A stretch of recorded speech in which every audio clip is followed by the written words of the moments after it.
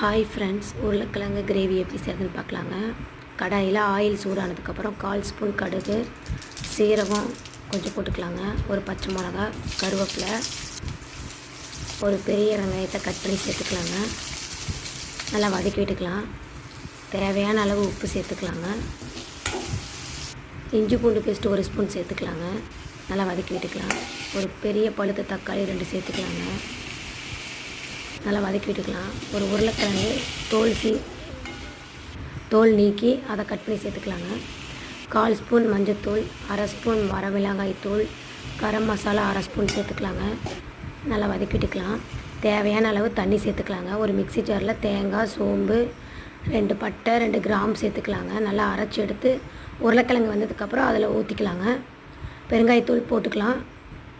நமக்கு சுவையான உருளைக்கிழங்கு கிரேவி ரெடிங்க.